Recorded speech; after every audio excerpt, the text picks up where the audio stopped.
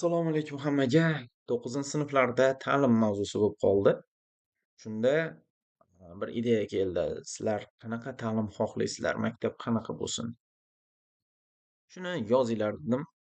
Yozganlar yozdi. Shularni ozgina o'qib bermoqchiman sizlarga. Xo'p, bitirayotganda so'raganimizni bu boshqa tema.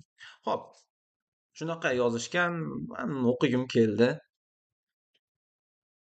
Ko'ramiz, eshitamizmi? Bo'pti.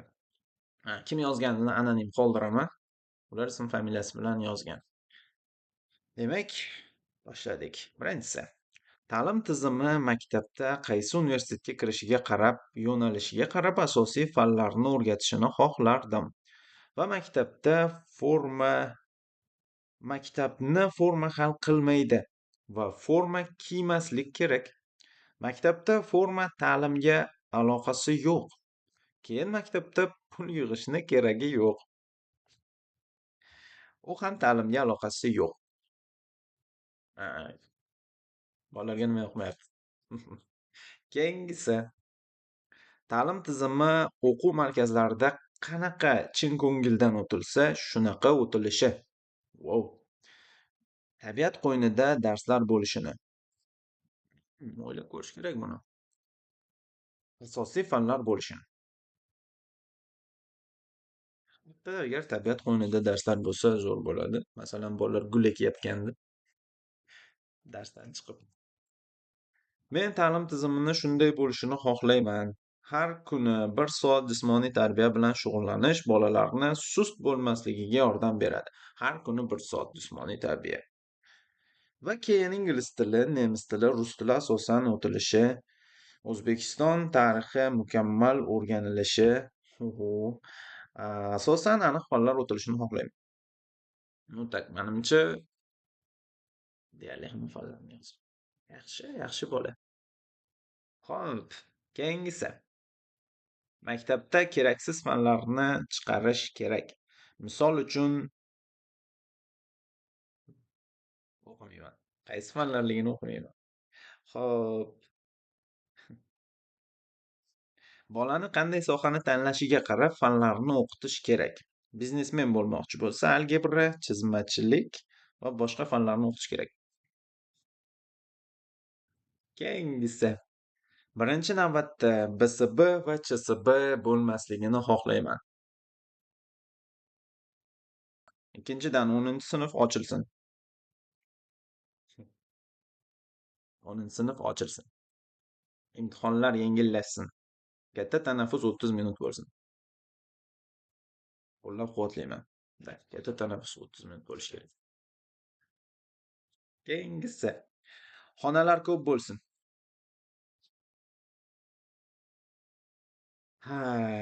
Shu yerda to'xtatamizmi? Xonalar ko'p bo'lsin. Tak. Hamma fanga alohida xona bo'lsin.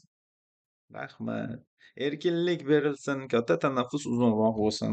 Hamma darsni paxta qo'yadigan qaysidir o'quvchimiz yozyapti. Hamma darsni tarix darsidaqa tushuntirishsin. Xo'p. Orzu. Kimdir orzusini yozibdi. Men ta'lim tizimi qanaqa bo'lishini orzu qiladi, ko'ramiz. Meni orzuyim yaxshi joyga ishga kirish. Shuning uchun yaxshi o'qishim kerak, lekin bu uchun mening rejalarim yo'q. Hozir bo'sh qolsam kitob o'qiyapman yoki ish qilyapman, bo'lmasa telefon ko'ryapman. Lekin bilaman, rejalar tuzaman. Omad gazini bosing. 9-sinfdan keyin hammani o'z yo'nalishida o'qitilishini xohlayman. Hammani o'z qiziqishini hurmat qilib, o'sha yo'nalishlarda o'qitsa, ko'proq o'qigan o'quvchilar paydo bo'lardi. Ko'pchilik maktabni tashlab repetitorlarga vaqt sarflashmasdi. Yaxshi fikr. O'zi shundoq ham, agar 9-sinfni bitirib litseyga o'tadigan bo'lsa, xuddi shunaqa sistema bo'ladi, adashmasam, faqat o'zini sohasi bo'yicha ketadi. Keyingisi, maktabda darslar 3-4 soat bo'lishi zarur, chunki boshni kas qisib qoladi 6 soat bo'lsa. Meni fikrim, maktab zerikarli va sekin maktab qamoqxonaga o'xshab qolyapti. Kimni o'ylaysizlar shuni yozgan? Keyingisi. Birinchi o'rinda ta'lim tizimi o'ta qattiq.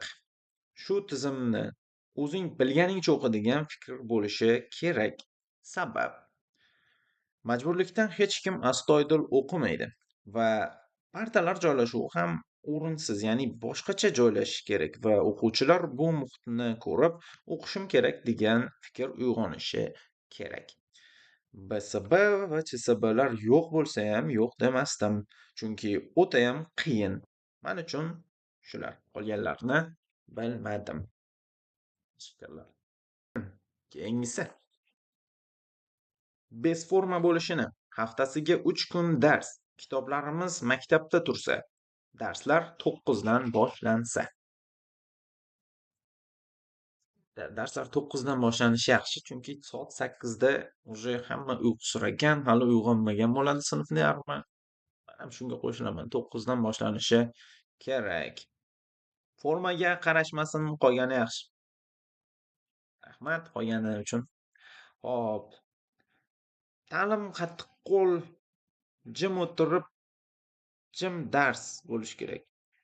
Amaliy fanlar doim amaliy, lekin o'quvchilarning fikri qabul qilinsin. Yana o'zini sohasi bo'yicha bo'limlarga bo'lib o'qitilsin.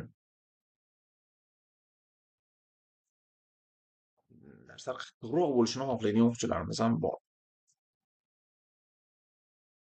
Keyingisi. Hamma yoqtirgan fanlarida o'qishi kerak. Majburlamaslik kerak. Repetitor darsni qilayotsa, o'qituvchi yig'ishtir deyishi kerak emas. Ko'proq men shunaqa qilaman-da.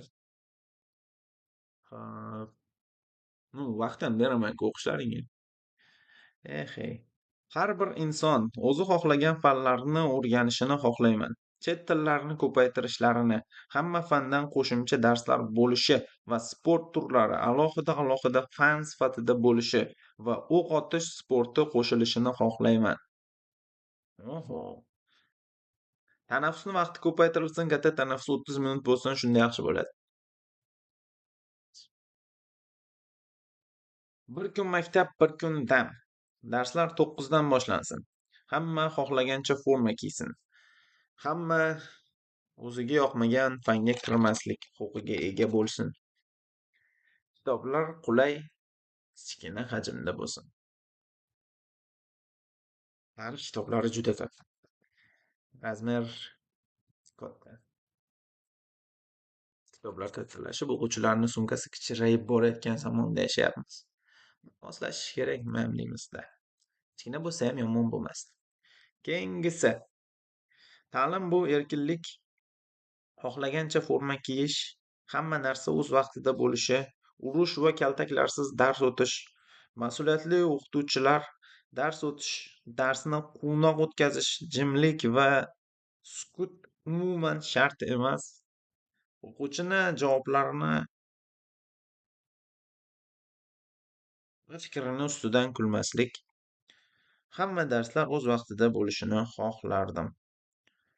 Zo'r. Hamma darslar o'z vaqtida bo'lishini xohlaydigan o'quvchilarimiz borligidan men juda xursandman. Umuman olganda menga yoqdi shu fikrlar. Keyingisi. Ta'lim uchun hamma sharoit bo'lishi kerak. O'shanda hamma o'qiydi.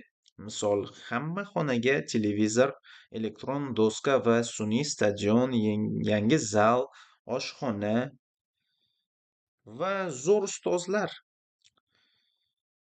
O'shanda oliy ta'limga kirish mumkin. Har xil sport turi, shaxmat, stol tennisi, voleybol, futbol, xullas qiziqtirish kerak.